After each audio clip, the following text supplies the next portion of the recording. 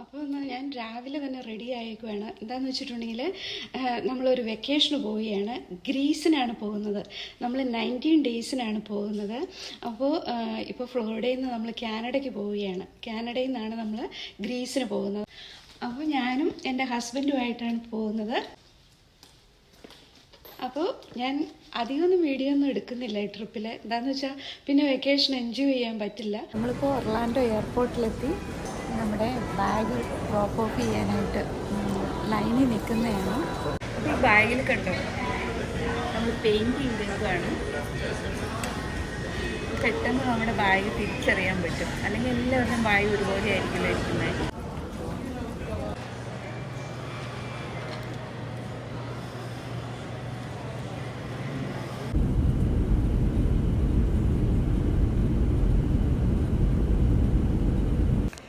നമ്മൾ രാവിലെ തന്നെ ആത്തൻസ് ഇൻ്റർനാഷണൽ എയർപോർട്ടിലെത്തി.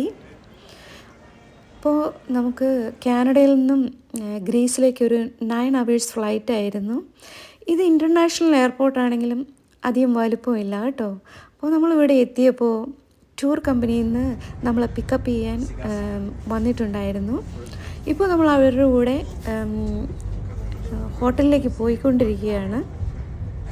അപ്പോൾ ഇത് ഗ്രീസിൻ്റെ ക്യാപിറ്റലായിട്ടുള്ള ആത്തൻസാണ്. ഇവിടെ നിന്ന് ഏകദേശം ഒരു 30 minutes അകലെയാണ് നമ്മൾ സ്റ്റേ ചെയ്യുന്ന ഹോട്ടൽ.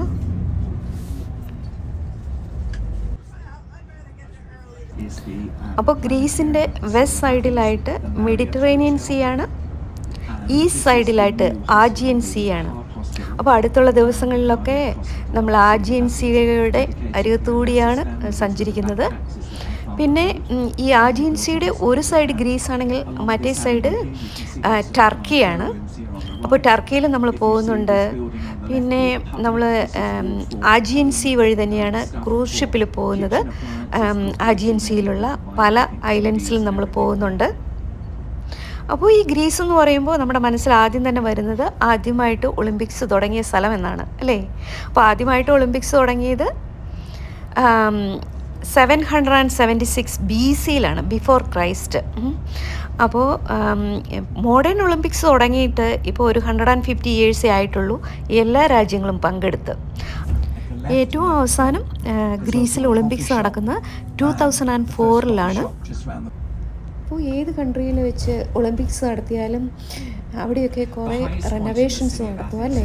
അപ്പോൾ ഈ കാണുന്ന ഭാഗങ്ങളൊക്കെ ആ റോഡുകളാണെങ്കിലും ബിൽഡിങ്സ് ആണെങ്കിലും കുറേ റെനോവേഷൻസ് നടത്തിയിട്ടുള്ളതാണ്. അപ്പോൾ അതിനെക്കുറിച്ചാണ് നമ്മുടെ ടൂർ ഗൈഡ് ഇപ്പോൾ സംസാരിച്ചു കൊണ്ടിരിക്കുന്നത്.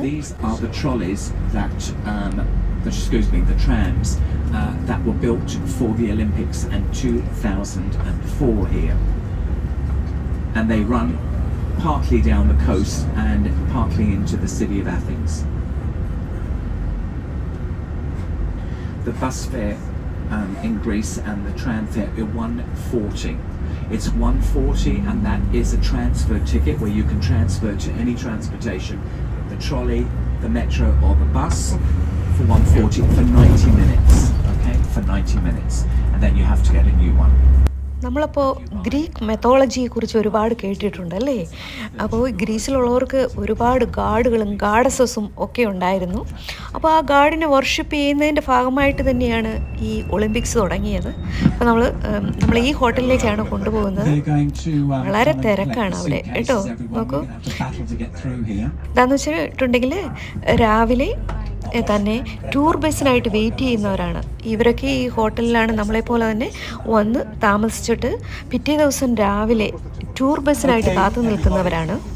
നമ്മളും നാളെ രാവിലെ ഇങ്ങനെ ടൂർ ബസ്സിനായിട്ട് വെയിറ്റ് ചെയ്യും. അപ്പോൾ ഇവരങ്ങ് പോയി കഴിയുമ്പോഴത്തേക്കും ഹോട്ടലിൽ പിന്നെ ലോബിയിലൊന്നും അധികം ആളുകളൊന്നും കാണില്ല കേട്ടോ. അപ്പോൾ നമ്മുടെ ടൂർ ഗൈഡാണ് ഈ പോകുന്നത്. ഡേവിഡ് പ്രൈസ് എന്നാണ് പുള്ളിയുടെ പേര്. പുള്ളി ഇംഗ്ലണ്ടിലുള്ള ഒരാളാണ്, പക്ഷേ ഗ്രീസിലാണ് ഒരുപാട് വർഷമായിട്ട്. അപ്പോൾ പുള്ളിക്ക് ഗ്രീക്ക് ലാംഗ്വേജും അതുപോലെ ഇംഗ്ലീഷും പല ലാംഗ്വേജസ് സംസാരിക്കാൻ അറിയാം. അപ്പോൾ ഈ ഹോട്ടലിനകം നിങ്ങളെ ഞാൻ കാണിച്ചു തരാം. ഭയങ്കര തിരക്കാണല്ലേ.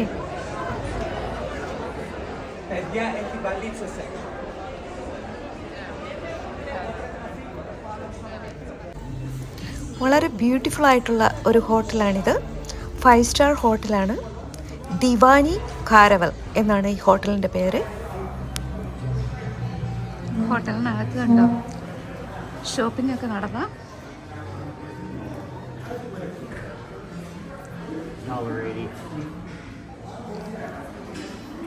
നമുക്കിതാണ് എപ്പോഴും ഇഷ്ടമുള്ള കാര്യമല്ലേ. ചെറിയ ഷോപ്പാണ് കേട്ടോ.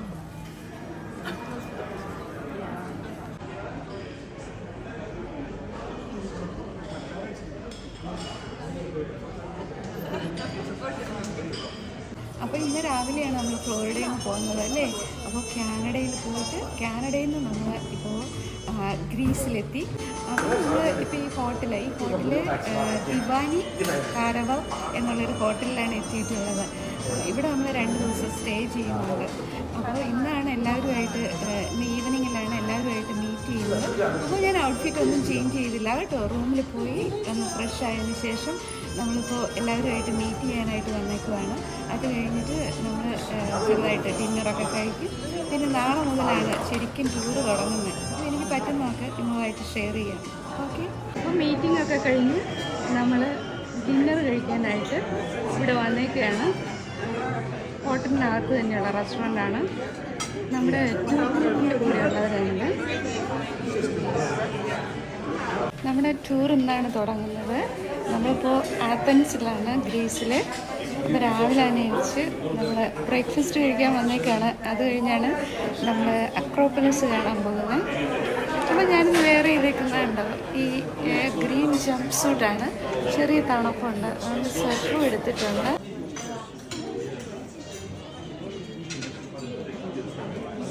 ഈ ബ്രേക്ക്ഫാസ്റ്റ് ഏരിയ ഞാൻ കാണിച്ചു തരാം. ഇപ്പോൾ ടൂറിന് പോകുന്ന എല്ലാവരും രാവിലെ തന്നെ റെഡിയായി വന്ന് ബ്രേക്ക്ഫാസ്റ്റ് കഴിക്കുന്നതാണ്. എൻ്റെ ഹസ്ബൻഡാണ്. എന്താണ് ബ്രേക്ക്ഫാസ്റ്റ് എന്ന് ഞാൻ കാണിച്ചു തരാം.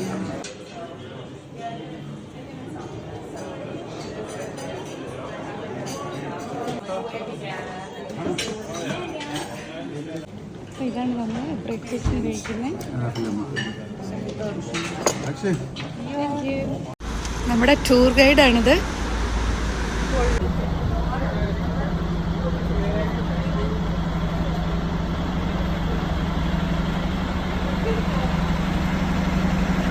നമ്മൾ രാവിലെ ബ്രേക്ക്ഫാസ്റ്റ് ഒക്കെ കഴിഞ്ഞ് ഇപ്പോൾ ബസ്സിൽ വന്നേക്കാണ്. ബസ് ഫുള്ളാണ് കേട്ടോ. 48 ആളുകളുണ്ട് ഇതിൽ. അക്രോപ്പൊലിസ് കാണാനായിട്ട് നമ്മൾ പോവുകയാണ്.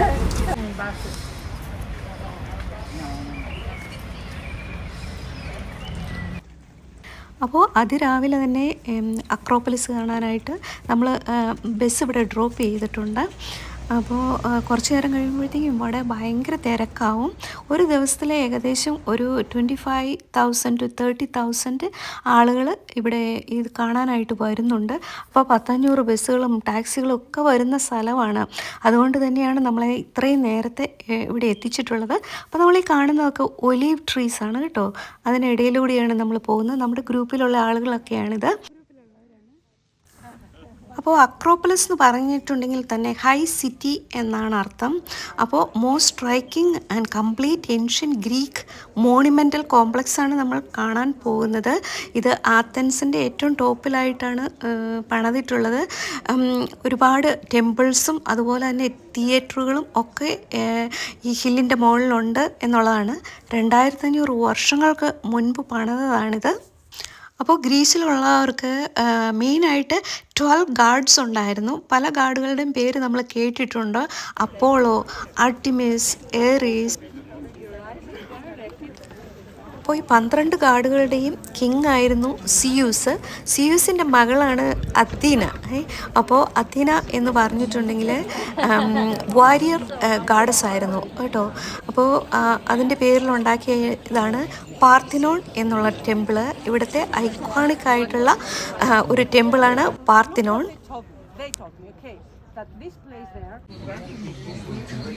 ആ പൊട്ടിപ്പൊളിഞ്ഞ കണ്ടീഷനിൽ തന്നെയാണ് അവർ കീപ്പ് ചെയ്യുന്നത്. എന്താണ് ഈ 2500 വർഷങ്ങൾക്ക് ശേഷം നമുക്ക് കാണാൻ പറ്റുന്നത് എന്നുള്ളത് ആണല്ലോ നമുക്ക് കാണേണ്ടത്. അതുകൊണ്ട് തന്നെ മാത്രമല്ല ഒരുപാട് ആളുകളും ഒക്കെ ഉള്ളപ്പോൾ നമുക്ക് വീഡിയോ ഒക്കെ എടുക്കാൻ വളരെ ബുദ്ധിമുട്ടാണ്. കണ്ടോ, നമ്മുടെ ടൂർ ഗൈഡാണ് നടക്കുന്നത്. നമുക്ക് ആദ്യത്തെ ദിവസമായതുകൊണ്ട് നമ്മുടെ കൂടെയുള്ള ആ ഗ്രൂപ്പിലുള്ള ആളുകളെ ഒന്നും കണ്ടാൽ തന്നെ തിരിച്ചറിയില്ല എന്നുള്ളതാണ്. ഇപ്പോൾ തന്നെ കുറേ ബസ്സുകളൊക്കെ ഓൾറെഡി അവിടെ എത്തിക്കഴിഞ്ഞു.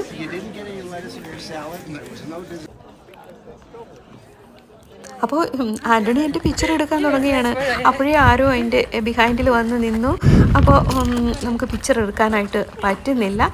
പിന്നെ നമ്മൾ കുറച്ചുകൂടി മാറിപ്പോയി ഇന്ന് ഒരു പിക്ചറൊക്കെ എടുക്കുന്നതാണ്. പിന്നെ ഞാൻ എൻ്റെ ഹസ്ബൻഡിൻ്റെ ഒരു പിക്ചർ എടുത്തു.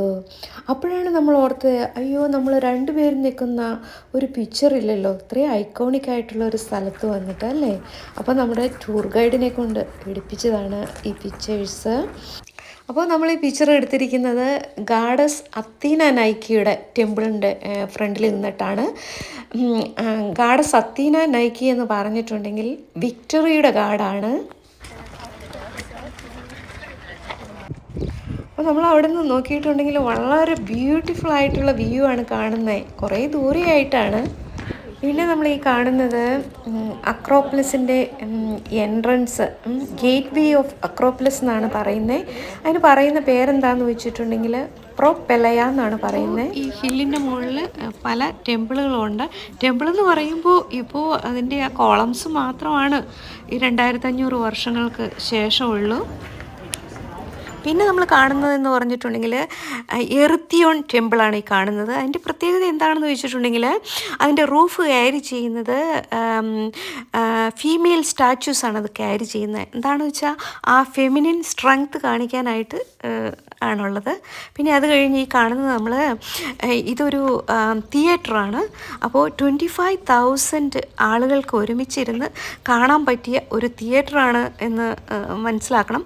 അത് പണിതിട്ടുള്ളത് 2500 വർഷങ്ങൾക്ക് മുമ്പ് ഇങ്ങനത്തെ ഒരു തിയേറ്ററൊക്കെ ഉണ്ടായിരുന്നു എന്ന് തന്നെ നമുക്ക് സങ്കല്പിക്കാൻ ബുദ്ധിമുട്ടാണ് അല്ലേ. ഡയോനിസസ് എന്നുള്ള ഗാഡിൻ്റെ പേരിലാണ് ഈ തിയേറ്റർ ഉണ്ടാക്കിയിട്ടുള്ളത്.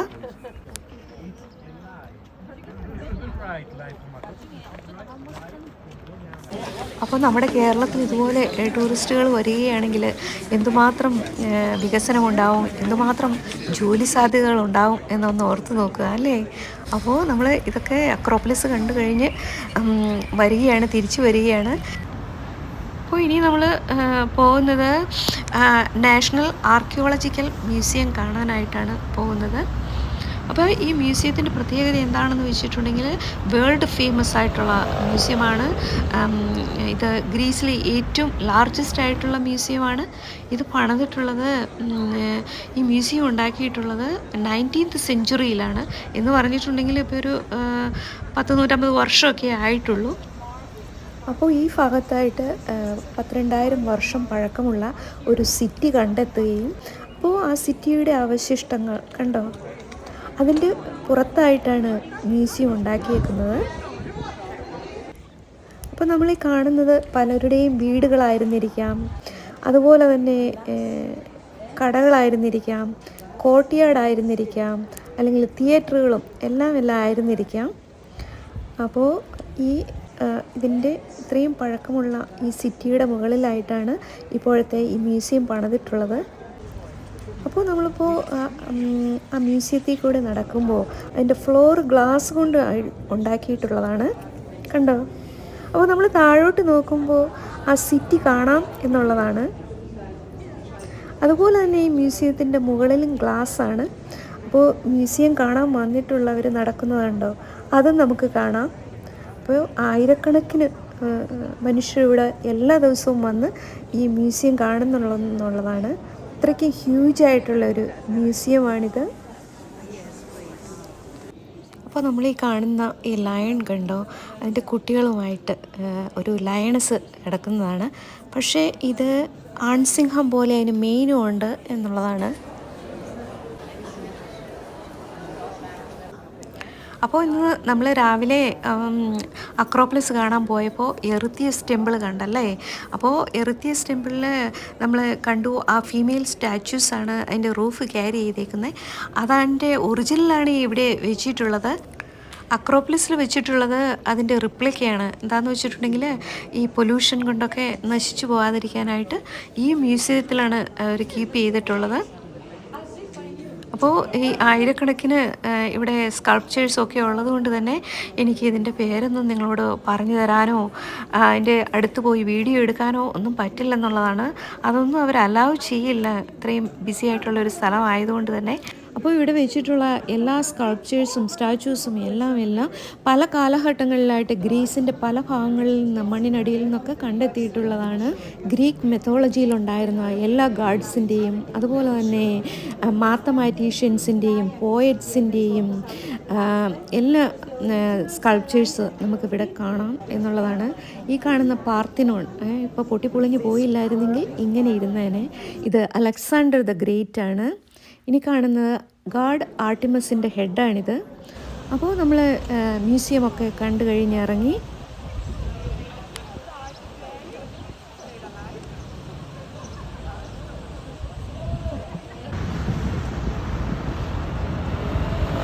ഇനി നമ്മൾ പോകുന്നത് എങ്ങോട്ടാണെന്ന് വെച്ചിട്ടുണ്ടെങ്കിൽ മോഡേൺ ഒളിമ്പിക്സ് നടക്കുന്ന സ്ഥലത്തോട്ടാണ്. ഇവിടെയാണ് മോഡേൺ ഒളിമ്പിക്സ് നടക്കുന്നത്.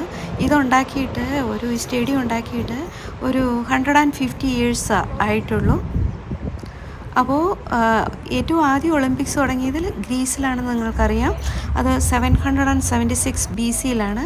അത് കാണാനായിട്ട് നമ്മൾ 2 ദിവസം കഴിഞ്ഞ് പോകുന്നുണ്ട്. ഇവിടെ അവസാനമായിട്ട് ഒളിമ്പിക്സ് നടന്നത് 2004-ലാണ്.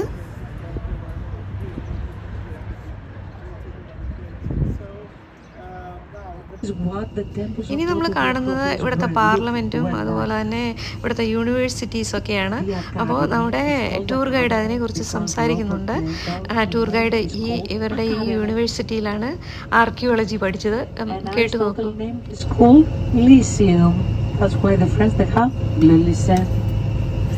This is the old University of Athens on your right.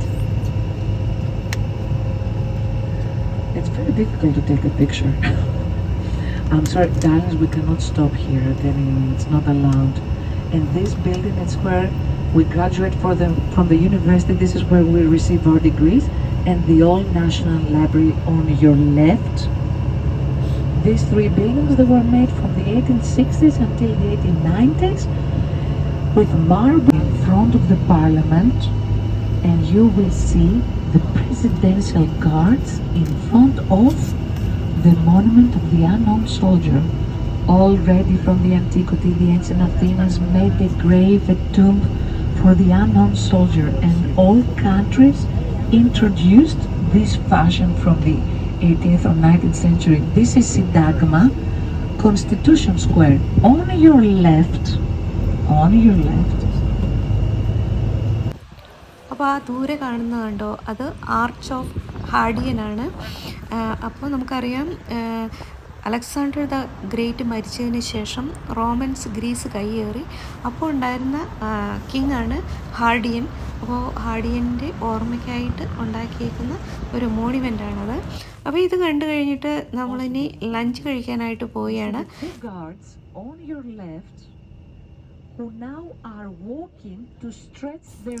അപ്പോൾ നമുക്ക് ലഞ്ച് കഴിക്കാനായിട്ട് അധികം സമയമൊന്നുമില്ല. ഇവിടെയാണ് നമ്മൾ ഒരു ക്വിക്ക് ലഞ്ച് കഴിച്ചതിന് ശേഷം പിന്നെയും നമ്മുടെ യാത്ര തുടരുകയാണ്. അപ്പോൾ ഇനി നമ്മൾ ഉച്ച കഴിഞ്ഞ് പോകുന്നത് പോസൈഡൻ ടെമ്പിൾ കാണാനായിട്ടാണ്.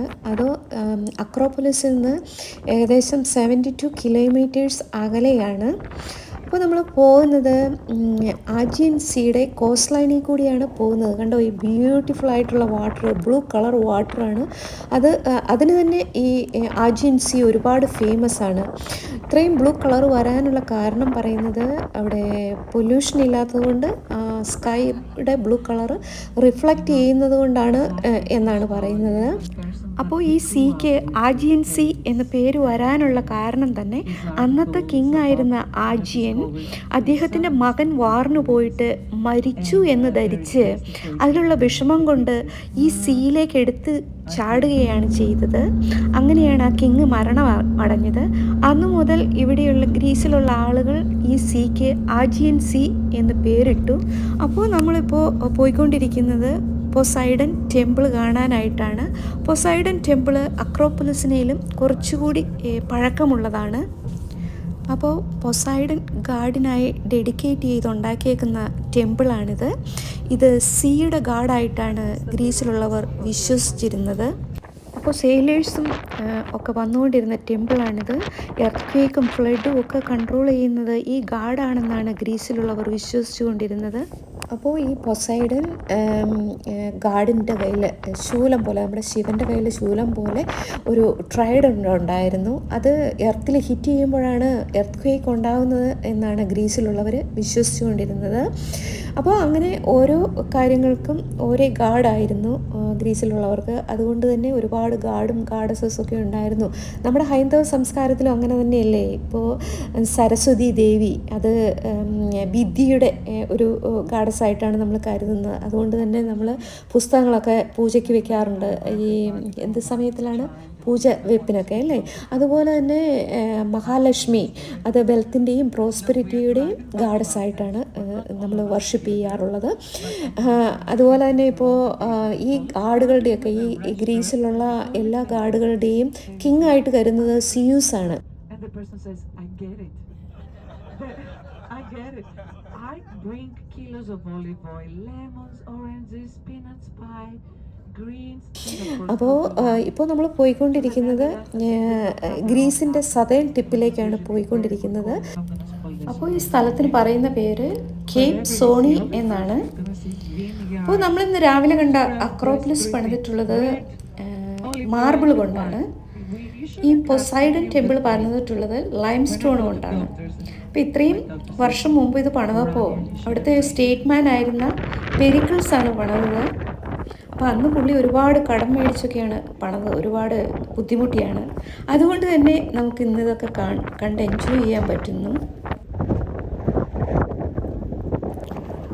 അപ്പോൾ നമ്മൾ അവിടെ എത്തിയപ്പോൾ ഭയങ്കര വെയിലും വിൻഡിയുമാണ്. അപ്പോഴാണ് ഞാൻ ഓർത്തത് ഞാൻ ഇൻസ്റ്റയിലിടാനായിട്ടൊരു റീൽസ് എടുത്തില്ലല്ലോ എന്ന്. അപ്പോൾ നമ്മളൊരു റീൽസ് എടുക്കുന്നതാണ് ഈ കാണുന്നത്. അപ്പോഴത്തേക്കും ഞാൻ രാവിലെ മുതൽ നടന്നു തുടങ്ങിയതൊക്കെ ആയതുകൊണ്ട് അങ്ങ് ടയേർഡായി, ഈ വെയിലൊക്കെ ആയതുകൊണ്ട്. അപ്പോൾ ഞാൻ ഓർത്തു ഇനി കുറേയും കൂടി സ്റ്റെപ്പൊക്കെ കയറി പോകണം പൊസൈഡൻ ടെമ്പിൾ കാണാൻ. ടയേർഡായപ്പോൾ ഇവിടെയെങ്കിലും ഇരിക്കാം എന്നോർത്ത് ഇരിക്കുന്നതാണിത്. അപ്പോൾ പിന്നെ ആൻ്റണി തന്നെ പോയിട്ടാണ് കുറച്ചുകൂടി വീഡിയോസൊക്കെ എടുക്കുന്നത്. അപ്പോൾ എന്താണ് ആൻ്റണി എടുത്ത വീഡിയോ എന്ന് നമുക്ക് കാണാം. ഇതാണിപ്പോൾ പൊസൈഡൻ ടെമ്പിളിൻ്റെ ബാക്കിയുള്ള ഭാഗങ്ങൾ ഇത്രയും വർഷമൊക്കെ കഴിഞ്ഞപ്പോൾ. അപ്പോൾ ഇത്രയും പഴകിയിട്ടില്ലായിരുന്നെങ്കിൽ അതെങ്ങനെ ഇരുന്നേനെ എന്നുള്ളതിൻ്റെ ഒരു പിക്ചറാണിത്. അപ്പോൾ നിങ്ങൾക്ക് ഈ വീഡിയോയിലൊക്കെ എന്തെങ്കിലും മാറ്റം വരുത്തണം എന്നുണ്ടെങ്കിൽ ഞാൻ പറയുന്ന രീതിയോ അല്ലെങ്കിൽ ഈ സ്ക്രീനിൽ സ്ഥലങ്ങളുടെ പേര് എഴുതി കാണിക്കണമെന്നോ അല്ലെങ്കിൽ ബാക്ക്ഗ്രൗണ്ട് നോയ്സ് ഒരു ശല്യമാണെന്നൊക്കെ ഉണ്ടെങ്കിൽ നിങ്ങൾ കമൻസിൽ എഴുതണം കേട്ടോ. ഈ ടെമ്പിൾ ഇരിക്കുന്നത് ഒരു മൗണ്ടൻ്റെ മുകളിലായതുകൊണ്ട് തന്നെ ഭയങ്കര വിൻഡിയാണ്. ആ വിൻഡിൻ്റെ ശബ്ദമാണ് നിങ്ങളിപ്പോൾ കേട്ടുകൊണ്ടിരിക്കുന്നത്. അപ്പോൾ ഇവിടെ ഒരുപാട് പേര് സൺസെറ്റ് കാണാൻ വരുന്ന ഒരു സ്ഥലമാണ്. പക്ഷേ സൺസെറ്റിനൊക്കെ മുമ്പായിട്ട് നമ്മൾ തിരിച്ചു പോവുകയാണിപ്പോൾ. അപ്പോൾ തിരിച്ചു പോരുമ്പോഴൊക്കെ നമ്മളോട് ഈ ടൂർ ഗൈഡ് സംസാരിച്ചുകൊണ്ടിരിപ്പുണ്ട്. ഇത് വളരെ ബ്യൂട്ടിഫുൾ ആയിട്ടുള്ള കോസ്റ്റ് ലൈൻ ആയതുകൊണ്ടുള്ള ഇത് തന്നെ വളരെ ബ്യൂട്ടിഫുൾ ആയിട്ടുള്ള ഹോംസും അവിടെയുണ്ട്, വെക്കേഷൻ ഹോംസ് ഉണ്ട്. ഒരുപാട് രാജ്യക്കാരൊക്കെ ഇപ്പോൾ അമേരിക്കയിൽ നിന്ന് തന്നെ ഇവിടെ വെക്കേഷന് അവിടെ വന്ന് പോയി താമസിക്കുന്നവരൊക്കെ ഉണ്ട്, കണ്ടോ. അതുപോലെ തന്നെ ഒരുപാട് നല്ല ബീച്ചസ് ഉണ്ട്. പക്ഷെ നമ്മൾ ഇന്ന് ബീച്ചിലൊന്നും പോകുന്നില്ല. എന്താണെന്ന് വെച്ചിട്ടുണ്ടെങ്കിൽ ഇനി ഐലൻഡ്സിലൊക്കെ പോകുമല്ലോ, അപ്പോൾ ആയിരിക്കും നമ്മൾ ബീച്ചസിലൊക്കെ പോകുന്നത്. ഇപ്പോൾ ഈവനിങ് ആയിട്ടുണ്ട്. അപ്പോൾ ഇതെല്ലാം കണ്ടു കഴിഞ്ഞ് ടയേർഡായിട്ട് നമ്മൾ ഹോട്ടലിലേക്ക് പോവുകയാണ്. എന്നിട്ട് അപ്പോൾ തന്നെ റെഡിയായിട്ട് നമ്മൾ ഡിന്നർ കഴിക്കാൻ നമ്മളെ കൊണ്ടുപോകും. അപ്പോൾ ഇവിടെയാണ് ഇന്ന് ഡിന്നർ കഴിക്കാൻ വന്നിട്ടുള്ളത്. അപ്പോൾ ഇവിടെ ലോക്കൽസ് കഴിക്കുന്ന എന്ത് തരം ഫുഡാണ് എന്നുള്ള അതനുസരിച്ച് അത് നമ്മൾ ടേസ്റ്റ് ചെയ്യാനും ആയിട്ടാണ് കൊണ്ടുപോകുന്നത്. അപ്പോൾ വലിയ റെസ്റ്റോറൻറ്റുകളൊന്നും അല്ല എങ്കിലും ശരിക്കും ഇവിടെയുള്ളവർ കഴിക്കുന്നത് എന്താണ് എന്ന് നമുക്ക് ടേസ്റ്റ് ചെയ്യാൻ പറ്റും. അപ്പോൾ നമുക്ക് കാണാം കുറേ പേരൊക്കെ പുറത്തിരുന്നാണ് റെസ്റ്റോറൻറ്റ് പുറത്തിരുന്നാണ് കഴിക്കുന്നത്. നമ്മൾ റെസ്റ്റോറൻറ്റിനകത്തിരുന്നാണ് കഴിക്കുന്നത്. അപ്പോൾ വളരെ നല്ല ഫുഡായിരുന്നു. അപ്പോൾ ഇതൊക്കെ കഴിഞ്ഞിട്ട് നമ്മളിനി ഹോട്ടലിലേക്ക് പോയിട്ട് നാളെ നമ്മുടെ സെക്കൻഡ് ഡേയിൽ നമ്മൾ കാണാൻ പോകുന്നത് കൊരിന്ത്. വളരെ ഹിസ്റ്റോറിക്കലായിട്ടുള്ള പ്ലേസാണ്. മൈസീനിയ, അതുപോലെ തന്നെ നാഫ്ലിയോൺ എന്നുള്ള സ്ഥലങ്ങളിലാണ് പോകുന്നത്. അപ്പോൾ ഞാൻ ആ വീഡിയോ എഡിറ്റ് ചെയ്ത് കഴിഞ്ഞിട്ടില്ല. അടുത്ത സാറ്റർഡേ ആയിരിക്കും അത് പോസ്റ്റ് ചെയ്യുന്നത്. നിങ്ങളെല്ലാവരും വാച്ച് ചെയ്യണം കേട്ടോ. അപ്പോൾ നിങ്ങൾക്ക് ഈ വീഡിയോ ഒക്കെ ഇഷ്ടമായി കാണും എന്ന് ഞാൻ കരുതുന്നു. അപ്പോൾ നമ്മൾ ഡിലീഷ്യസ് ആയിട്ടുള്ള ഡിന്നറൊക്കെ കഴിഞ്ഞ് നമ്മളിപ്പോൾ തിരിച്ച് നമ്മൾ താമസിക്കുന്ന ഹോട്ടലിലേക്ക് പോവുകയാണ്. അപ്പോൾ എല്ലാവർക്കും വീഡിയോ ഇഷ്ടമായി കാണും എന്ന് കരുതുന്നു. Buy now.